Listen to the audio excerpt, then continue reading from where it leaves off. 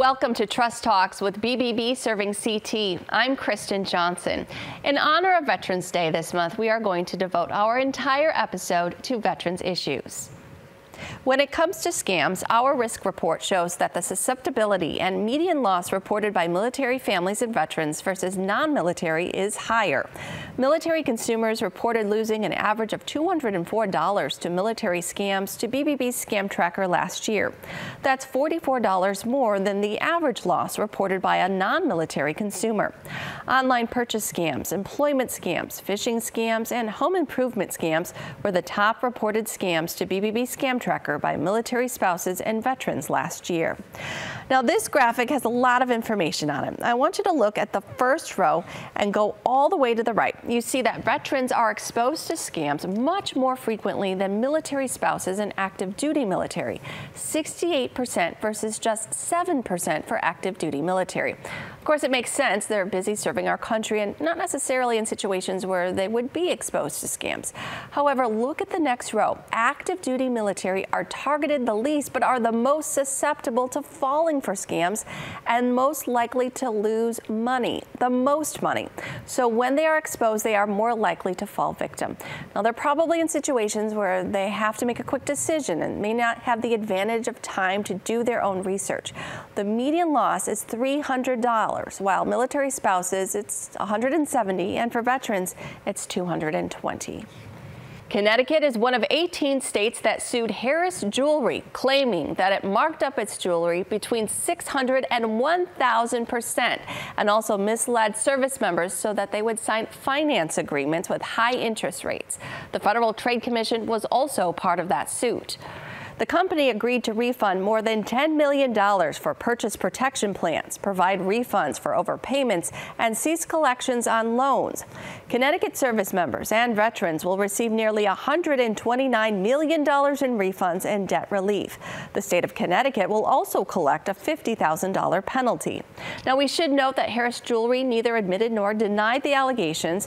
As part of the settlement, the company was ordered to shut down its operations and come into compliance with the Military Lending Act. And you can find more information about the suit and how to obtain a refund at ftc.gov.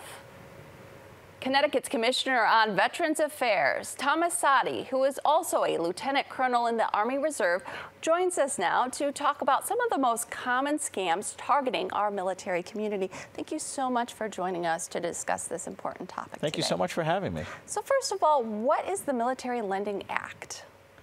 Military Lending Act has been approved in stages, and what it really does is protects members of our military, active duty members or those on active duty orders, from predatory lending practices. It caps annual interest rates at a certain level. It requires disclosures to members of the military.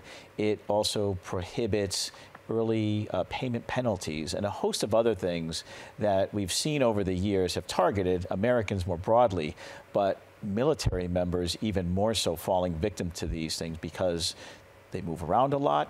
They may be on orders and not able to pay as close attention to things. So it requires more stricter regulatory adherence to practices, better consumer protection practices for members of our military. Are there any other protections as far as the federal law goes for members of the military, either veterans or active duty? There are two main areas of statutes. One is the Service Member Civil Relief Act, the SCRA, which protects those, particularly Guard and Reserve, who are put onto active duty orders. They can terminate leases, whether it's a motor vehicle lease, whether it's a housing or apartment lease. Their interest rates are capped based on their ability to pay when they're mobilized, sent overseas, because some people may actually be making less money when they're mobilized into military than in their civilian position. There's a host of protections against civil lawsuits and getting default judgments against members of the military when they're not present to be able to defend themselves. It doesn't apply to criminal actions, but it's civil lawsuits. And then there's the E004, which is the Uniform Service Members Employment Rights Act. And that protects those who have civilian jobs, who are activated, to be able to come back to their jobs, to not be discriminated against if, like me, a reserve soldier, I am called up on temporary orders. My employer says, you know, I don't like the fact that you go once a month or this, now you have to go for 2 weeks on military duty. You're fired. You can't do that. So there's a host of federal protections, but there's also a lot of state consumer protection laws and regulations through banking regulations, consumer protection regulations that protect our military and their family members, both who are serving as well as veterans. Now, it's not just Harris Jewelry. The military community is often exposed to scams more than civilians, and our data shows they're more likely to fall victim to scams. Why is that? I think there's several factors. One of them is that if someone is on active duty, the scam artists know this person has regular pay. They know they're getting paid. They also know that in the military, if you have a lawful debt that's owed and you don't pay that and you're put into collections, that can affect your security clearance. It can become a disciplinary issue. And so they generally, the scam artists know that members of the military generally are going to pay because they don't want to have to go to court, potentially lose a security clearance, potentially have a disciplinary issue. Also, many veterans have pensions, whether pensions because of the length of the duty or disability payments because of a line of duty incurred injury of some kind. And so those are regular payments. Also, members of our military over the past 2 decades in Iraq and Afghanistan, oftentimes you had younger members who now were flush with money from their military service.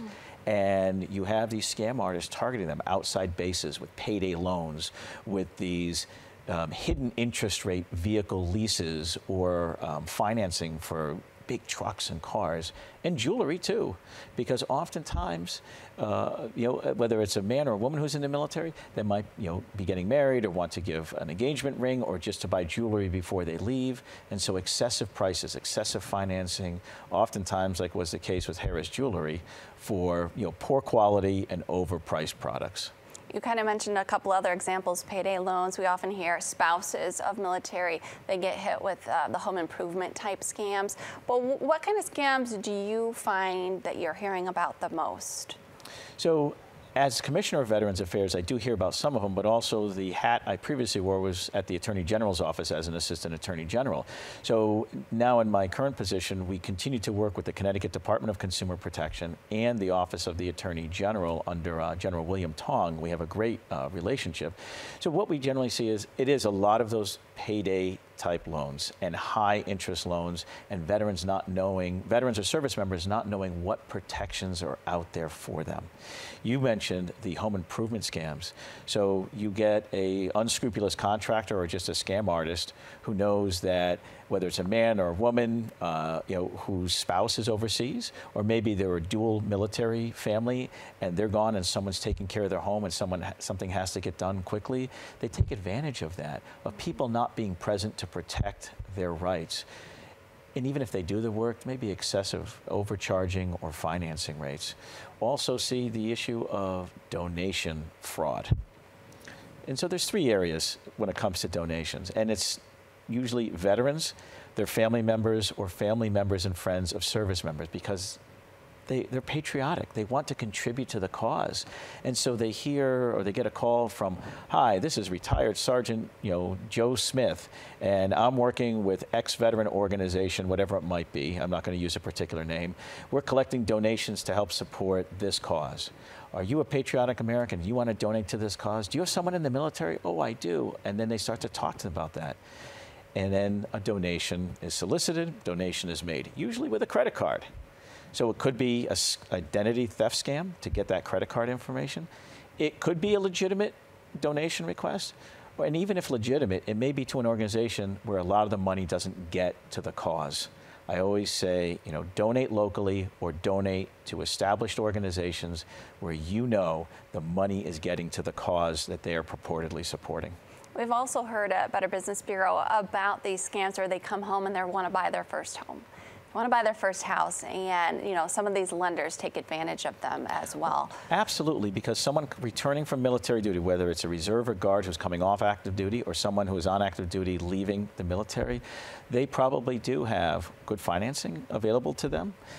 But the scam artists or the less than scrupulous individuals know this. They know they probably have money in the bank. They know they may have the ability to get some lower interest rates, so maybe they overprice the house. Or the inspectors are in cahoots with the sellers. We've had this when I was at the Attorney General's office. We saw this with unscrupulous inspectors, lenders, and contractors, all working together to basically excessively elevate the price of homes, elevate the financing, sham inspections, and get people into a house. And you have members of the military, especially younger families who are coming off of duty, who need a home. So we haven't seen it as much recently. It was a bigger thing when housing was out of control back in 08, 09, and 10. But it is something to be careful with. The other thing that we see is what's called pension poaching. Now, it's a weird term. So many members of the military are eligible for benefits. Service-connected disability rating that will then give them a monthly payment of some kind, or their pension. And you have individuals who market themselves as being able to, I can get your military pension for you. We can get you your service-connected disability from the VA, from the Veterans Benefits Administration, the VBA. And they might charge for it. There should be there's never should be a charge for that. No one can guarantee you that you're going to get a particular benefit, whether it's aid in attendance for elderly veterans or widows or widowers, or your service-connected pension or disability. And the state has veteran service officers that do that at no charge. Through my agency, as well as a multitude of veteran organizations in our state, have their own veteran service officers. They represent veterans, service members, and their eligible dependents in filing for health care claims, for pensions, and for benefits at no charge. If it's a free program, it's a free program. Absolutely. And in fact, it's illegal to charge people to do that, but people try to blend it into, we're talking about estate planning, or there's an overall package here. No veteran, no service member should be paying to file for their benefits. It's so disturbing when you think about who are the victims here. These are people that were willing to lay their lives on the line for us, you know, to serve our country, and they're being taken advantage of. Absolutely. And oftentimes many of them are getting on in years, and they may be more susceptible. They don't have many people around them. So it's not only taking advantage of veterans or their family members, but also elderly. So oftentimes these scams, these crimes, are crimes against seniors, which there are separate statutes and heightened penalties against the scam artists or the criminals that target seniors. So we've talked about the scams. Now let's talk about the red flags. What should we be looking out for to avoid these scams? First of all, the old adage, if it sounds too good to be true, it probably is. The second thing I would say, know who you're dealing with, whether it's a phone call, an email, going to a business. Know who you're dealing with. How do you know who you're dealing with when there's an auto dealer or a jewelry store or some other type of, or a durable goods sale, an appliance shop? How do you know? You look for references. You look them up online. You see what the reviews and the ratings are. You talk to other people before making a big purchase, especially financing something. Read all the terms and conditions of a financing agreement. Ask somebody before you jump into that pool. Someone else has jumped in before you, so they know whether the water is cold or warm. The other thing, reach out to the Department of Veterans Affairs in Connecticut, the Office of the Attorney General, the Department of Consumer Protection, see if there are complaints against a particular business. The BBB, see if there are complaints, what that business is rated as, and what their disclosures are. The other thing to look for is someone pitching something as a patriotic duty over the phone or an email. That's where that messaging generally comes, is, support our troops. Well, of course people want to support the troops, but you get unscrupulous people taking advantage of that patriotism through false representations. So we always tell people they can visit bbb.org/scam tracker if they want to look up whether something is legitimate or report a scam. Where are some other government agencies where they can report a scam? So at the federal level, it's a Federal Trade Commission. Just Google FTC or Federal Trade Commission scam, both to file a complaint as well as to look for reports about scams that are out there. The Connecticut Office of the Attorney General, the Consumer Protection Unit. Go onto the AG or CT, Connecticut Attorney General website. The Consumer Protection Unit has both press releases and reports about scams that are out there, and educational materials, as well as will process complaints, and working with the State Department of Consumer Protection, go after those scam artists to try to get restitution. Unfortunately, in our very digital society, these scam artists are crossing not only state lines digitally, but national lines and oceans. So those are very difficult. But when you're dealing with a brick and mortar business or an online business that at least can be reached by law enforcement, civil or criminal, oftentimes action can be taken to help the consumer. But the best defense is education.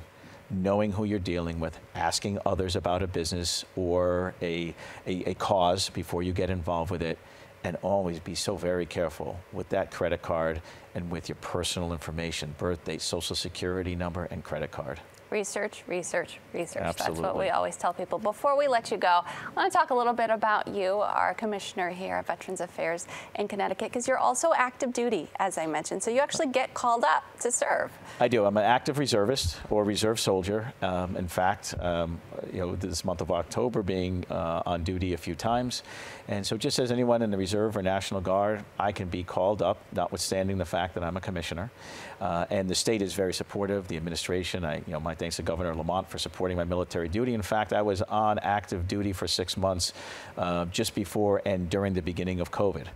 And so I had the support of the administration and a great team at the Department of Veterans Affairs who ran the agency, in my absence, and I assisted remotely when I could when I was off duty. And so you do education when you're called up? You're running I'm a judge courses? advocate, so I'm an Army lawyer. Okay. And so part of it is, you prosecute cases, you bring actions, disciplinary actions, but you also educate our military on rule of law, rules of engagement, whatever it might be, administrative law, but also privileged to be able to work with the Defense Institute for International Legal Studies out of the Newport Naval Station, where we work with foreign military officers of partner nations, and we educate them on the rule of law, on the U.S. military code, the UCMJ, Uniform Code of Military Justice, as well as best practices, and we learn about their legal practice. So when we engage with each other as partner nations, we have a better understanding of our comparative legal systems.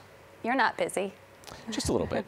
Is it common for Veterans Affairs commissioners to also be active in the military or be reservists? All the Veterans Affairs commissioners that I've known in the state of Connecticut have been veterans, but the last one was an active reservist, Sean Conley, who was my predecessor. Yes, I met him. But generally around the nation, no, they're usually always veterans, but they're generally not still serving either in the Guard or Reserve. There are a few. I'm among that small group.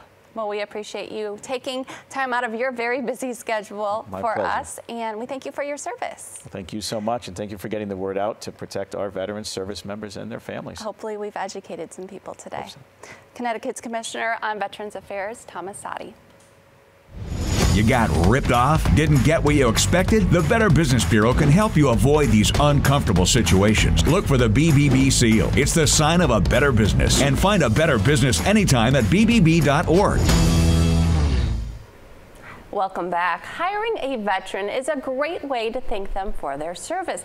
And there's also benefits to businesses as well. Victor Lopez is the owner of Heat Shock 2, a heating and air conditioning company in Southington, and also a veteran himself. So first of all, thank you so much for your service. Thank you. Tell me a little bit about your time in the military. Well, I went in to learn a trade, and I learned HVAC in the service, where I was direct support for a military intelligence battalion. So we were out in Bosnia, Macedonia, Saudi, Kosovo. So when I was their direct support, maintaining their military intelligence vans, make sure their computer and all their equipment stayed cool. Okay, and that translated right into heating and air, which we'll talk about in a second. But veterans in general, they have a unique skill set, don't they? What are the benefits of hiring a veteran? Well, I'll tell you this. One of the biggest benefits that you can benefit from hiring a veteran is the work ethic, the reliability, and the loyalty. Meaning, say something gets put in, breaks down within a year, we'll be right back there. You call us at 2 in the morning, we'll be there at 2:30. They're prompt, they're punctual. Yes. You own your own company. Tell me about your business, Heat Shock 2. Well, we started up in 2008. I'd worked for several different companies, and I didn't like the way some things were being done, so I took my military experience and my own thoughts, and I carved them into Heat Shock.